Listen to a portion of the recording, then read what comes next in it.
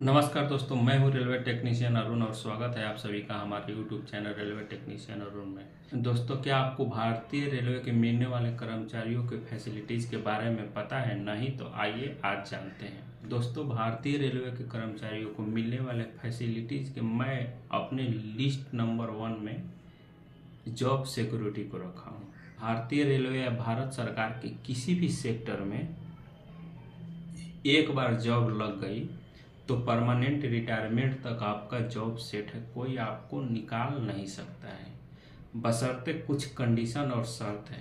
यदि आप भारतीय रेलवे में लापरवाही से ड्यूटी करते हुए भारतीय रेलवे को बहुत बड़ा नुकसान या जान माल की हानि पहुंचाते हैं तो उस कंडीशन में आपको जॉब से निकाला जा सकता है। दोस्तों, अब बात करते हैं मिलने वाले फैसिलिटीज़ की लिस्ट में नंबर 2 पर।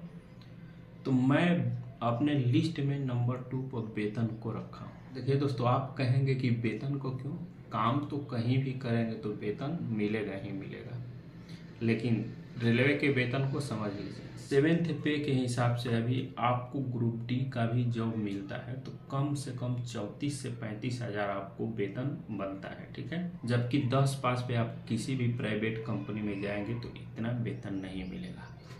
रेलवे के वेतन की खास बात और है दोस्तों, साल में 3% का एक इंक्रीमेंट वेतन बढ़ोतरी होता है और इसके साथ साथ जनवरी और जुलाई में 2 बार आपको महंगाई भत्ता वेतन में ऐड होता है। इस तरह से आपका पेमेंट सालों साल बढ़ते रहता है। अब बात करते हैं तीसरे फैसिलिटीज़ की। देखिए दोस्तों, 3 नंबर पर मैं पास और पीटीओ को रखा हूँ। तो यदि आप एक रेलवे कर्मचारी हैं तो आपको पास और पीटीओ की सुविधा मिलती है।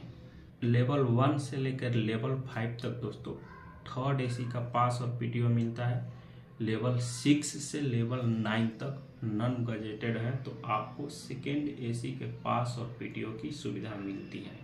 यदि आपकी जॉब 5 साल कंप्लीट नहीं हुई है रेलवे में तो 1 पास और 4 पीटीओ मिलेगा। जब 5 साल पूर्ण कर लेंगे तो 3 पास और 4 पीटीओ मिलता है। पास में दोस्तों आप फ्री ट्रेवल करते हैं। पीटीओ में क्या होता है, 1/3 लगता है। जैसे मान लीजिए दिल्ली से मुंबई किसी आम आदमी को जाना है, थर्ड एसी का टिकट 1500 है तो उसको तो 1500 देना पड़ेगा। यदि आप रेलवे एम्प्लॉय हैं, आप पीटीओ का यूज करते हैं तो उस कंडीशन में आपको 1/3 यानी 500 में आप मुंबई से दिल्ली या दिल्ली से मुंबई जा और आ सकते हैं। तो ये था मेरा तीसरा सुविधा मिलने वाला। अब अपने लिस्ट में मैं चौथे नंबर पर दोस्तों हाउस रेंट को रखा हूँ। आप जैसे ही भारतीय रेलवे को ज्वाइन करते हैं दोस्तों तो जॉब के साथ साथ भारतीय रेलवे आपको आवास की भी सुविधा उपलब्ध कराता है। आपकी जिस जगह पर पोस्टिंग होती है उस जगह पे यदि सरकारी आवास अवेलेबल है तो आपको मिलता है, और नहीं तो आपके पे लेवल के हिसाब से हाउस रेंट मिलेगा। आप बाहर में रूम लेके रह सकते हैं। इसके अलावा अगर मैं बात करूं 5वीं फैसिलिटी की तो दोस्तों 5वीं लिस्ट पर मैं मेडिकल फैसिलिटी को रखा हूं। यदि आप रेलवे एम्प्लॉय हैं तो आपको मेडिकल फैसिलिटी मिलती है। आपके ऊपर जो डिपेंडेंट है यानी आपकी वाइफ और आपके बच्चे, आपके साथ आपकी वाइफ और आपके बच्चों को भी मेडिकल फैसिलिटी की सुविधा उपलब्ध कराई जाती है। चाहे कोई भी बीमारी हो, आपको फीवर आ रहा है, खांसी हो या छींकते हैं तो नज़दीकी रेलवे हॉस्पिटल में ट्रीटमेंट ले सकते हैं। यदि रेलवे में ट्रीटमेंट उपलब्ध नहीं है तो आपके बड़े बड़े प्राइवेट हॉस्पिटलों में भी आपको रेलवे रेफर करता है। अब बात करते हैं अगली फैसिलिटीज़ के। तो दोस्तों मैं लिस्ट में नंबर 6 पे बैंक फैसिलिटीज़ को रखा हूँ।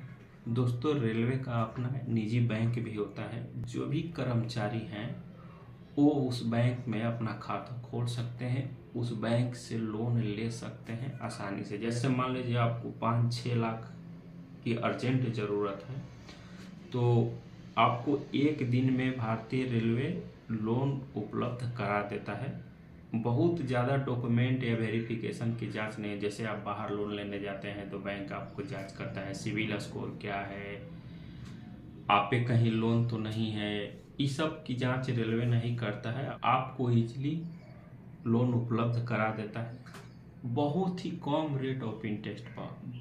बाहर की बैंकों से अगर तुलना किया जाए तो रेलवे बैंक का रेट ऑफ इंटरेस्ट बहुत ही कम है, आपको लगभग 5% पर लोन उपलब्ध करा देता है। अब बात करते हैं अगली फैसिलिटीज पे। तो अगली फैसिलिटी चिल्ड्रेन एजुकेशन अलाउंस है। भारतीय रेलवे द्वारा यदि आप रेल कर्मचारी हैं तो आपको 2 बच्चों के लिए चिल्ड्रेन एजुकेशन अलाउंस देता है। प्रत्येक बच्चे को 33,750 रुपया मिलता है। बात करते हैं अगले फैसिलिटीज की। तो मेरे लिस्ट में अगले नंबर पे है CUG नंबर। CUG का फुल फॉर्म होता है दोस्तों closed user group. CUG number आपको एक रेलवे से मिलता है, उस नंबर से आप डेली अनलिमिटेड कॉलिंग कर सकते हैं और 1 GB डाटा आपको डेली मिलता है। इस नंबर को आपको रिचार्ज करने की कोई टेंशन नहीं, आप केवल यूज करिए। अब अगली फैसिलिटीज की बात करते हैं दोस्तों। तो मेरे लिस्ट में जो अगली फैसिलिटीज है वो स्टडी लीव है। जैसे मान लीजिए दोस्तों, आप भारतीय रेलवे में एक अच्छे डॉक्टर हैं या एक इंजीनियर हैं। इंजीनियर हैं, रेलवे में काम कर रहे हैं, आपको आगे और पढ़ने की ज़रूरत है, जो अच्छा टेक्निक सीख के वही टेक्निक रेलवे को दे सकते हैं, तो उस कंडीशन में आपको स्टडी लीव मिलेगा। हाँ, यदि आप कहेंगे कि हमको UPSC क्रैक करना है, जज बनना है, SSC में जाना है, तो इस सब चीज़ के लिए आपको रेलवे स्टडी लीव अलाउ नहीं करता है। आप यहाँ से वेतन लेंगे और बनने के बाद आप उधर जाएंगे तो इस कंडीशन में आपको रेलवे लीव अलाउ नहीं करेगा। अब मेरे लिस्ट में अगले नंबर पर जो फैसिलिटीज़ है वो डिमाइज फैसिलिटी है। देखिए डिमाइज फैसिलिटी क्या होता है। यदि आप रेलवे कर्मचारी हैं, ऑन ड्यूटी आपके साथ कोई दुर्घटना हो जाती है, आप नहीं रहते हैं, तो उस कंडीशन में आपकी जो जॉब है, या तो वाइफ या आपका बच्चा है जिसका एज 18 साल हो गया है, दोनों में से किसी एक को मिल सकता है। ठीक है, इसको डिमाइज फैसिलिटी बोलते हैं। अब अगले मेरे लिस्ट में अगले नंबर पर है दोस्तों रिटायरमेंट। अब जब रेलवे की पूरी 60 साल की जॉब करके रिटायरमेंट आपकी होती है, उस कंडीशन में आपको एक साथ बहुत बड़ा एक टोटल अमाउंट रिटायरमेंट के रूप में मिलता है। इसके साथ साथ आपको NPS, ग्रेच्युटी, PF जैसी सुविधाएं मिलती है, जो रिटायरमेंट के बाद भी आपकी लाइफ को सिक्योर करता है। इस तरह से आप समझ गए दोस्तों भारतीय रेलवे के कर्मचारियों को मिलने वाले फैसिलिटीज़ के बारे में। मैं उम्मीद करता हूं कि आपको समझ में आया होगा। यदि आपको अच्छा लगे तो वीडियो को लाइक, सब्सक्राइब और शेयर करें। मिलते हैं नेक्स्ट वीडियो में।